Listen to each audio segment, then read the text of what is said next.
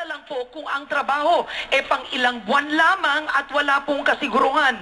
Ano ang maaaring gawin ng isang ama na tulad po ni Carlos? Carlos, ano ang tanong mo?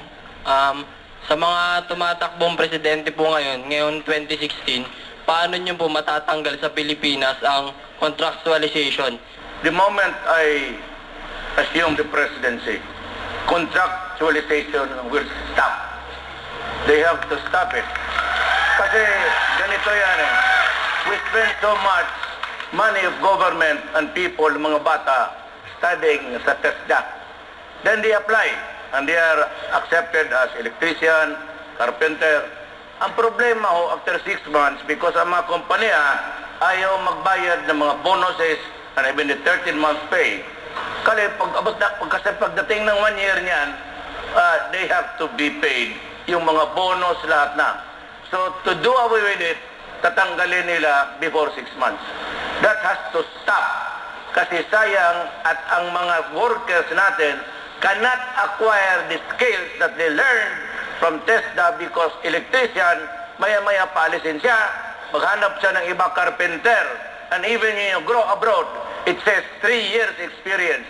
Our people, the young people, cannot ever acquire the experience and the enterprise to really be an electrician. Kasi doon sa ibang trabaho, kargador, yung iba boy lang siya, yung iba conductor, or iba talagang walang trabaho. So that is an injustice committed against the people of the Republic of the Philippines. I will not allow that as president of this country. Alam mo, naiintindihan ko ang problema mo. Hindi ko papayagan rin yan. Ang ENDO ay hindi makatarungan. Alam mo bakit?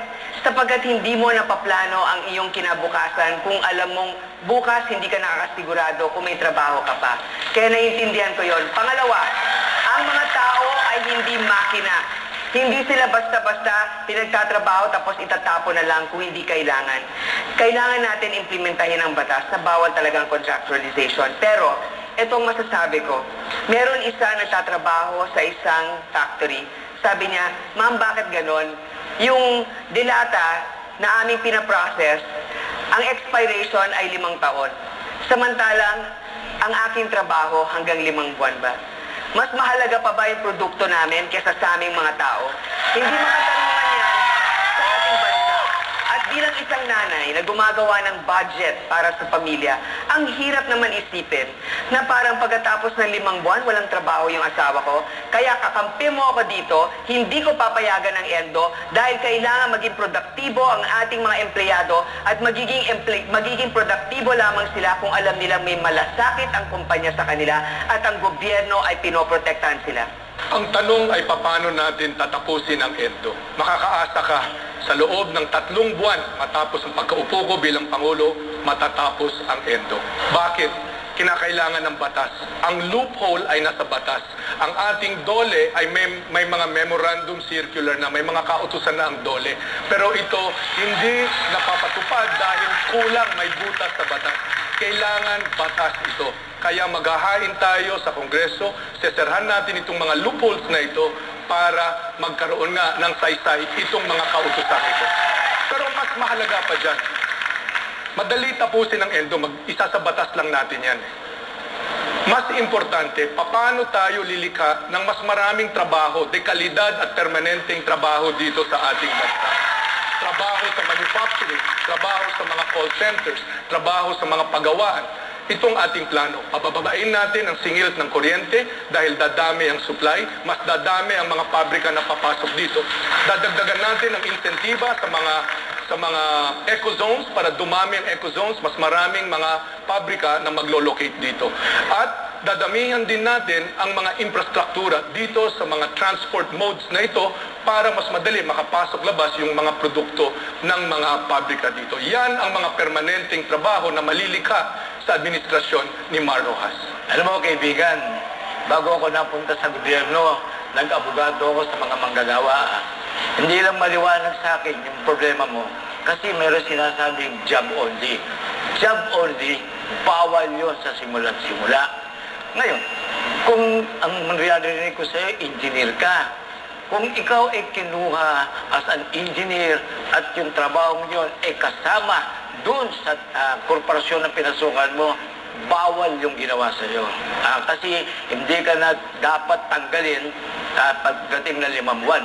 Kasi pagpasok mo pa lang, permanente ka na. Sana naghabla ka. Hindi ko nga, sabi ko nga, hindi ko alam kung paano ang pagkakapasok mo bilang empleyado ng 3 beses. Pero, ganun pa man, yung endo, bawal nga yan. Ang masama nga lang, hindi ipinatutupad. Ito yung endo job only. 2 kasing klase yan, anak. Merong yung job only at saka nagdadaan sa independent contractor. Hindi ko malaman kung nagdaan ka sa independent contractor kasi may independent contractor, yun ay kumukuha yun ng halimbawa, waiter at kung anong trabaho, ang employee-employee relationship noon doon sa independent contractor.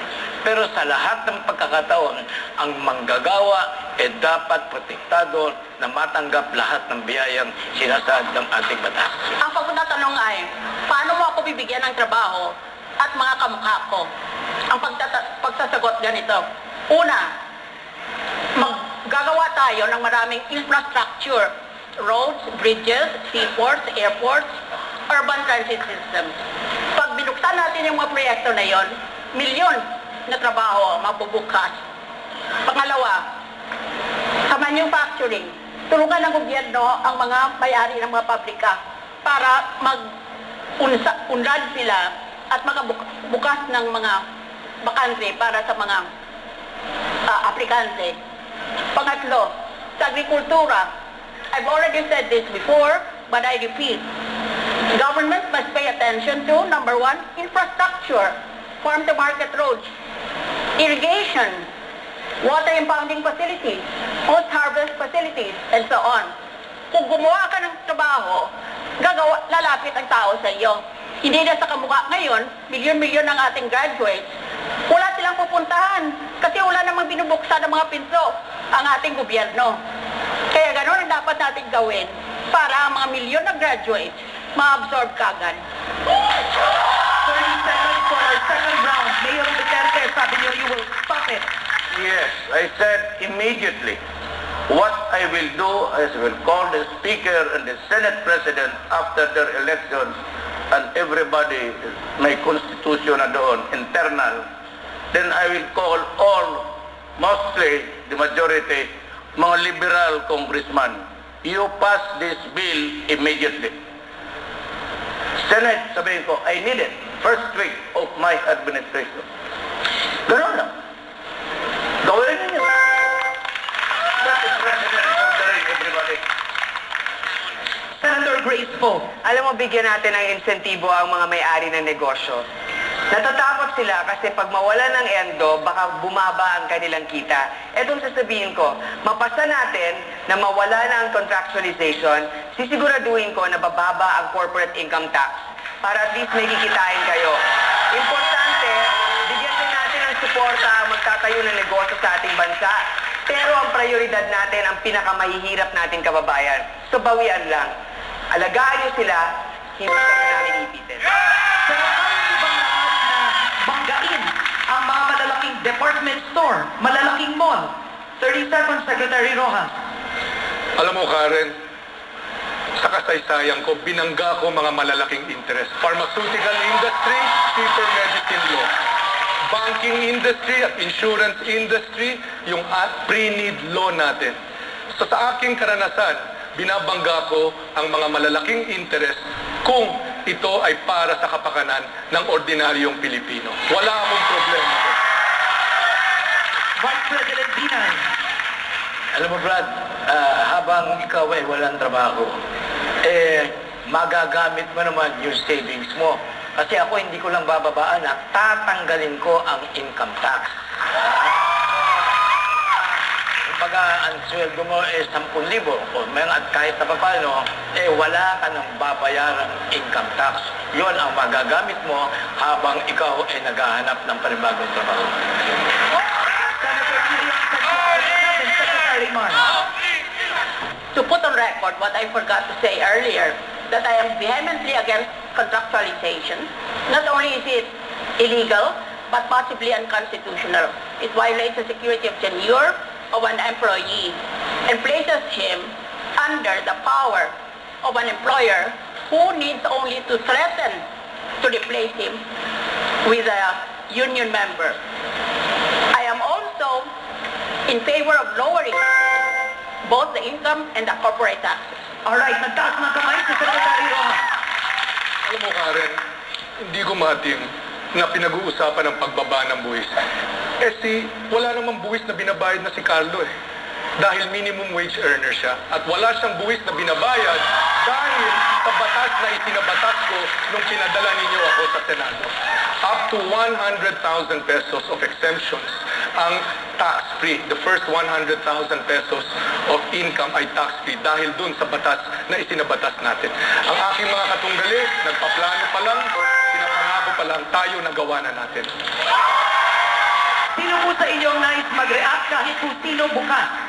Hindi naman ang ibig sabihin, yung social yung tatanggapin ako ng manggagawa, aabutin ng hanggang 100,000 lang. Merong mga manggagawa dyan, may kita 100,000 eh. Ang pag-uusapan natin yung pagkakapasok. Kasi yung sweldo, depende yan doon sa trabahong ibibigay.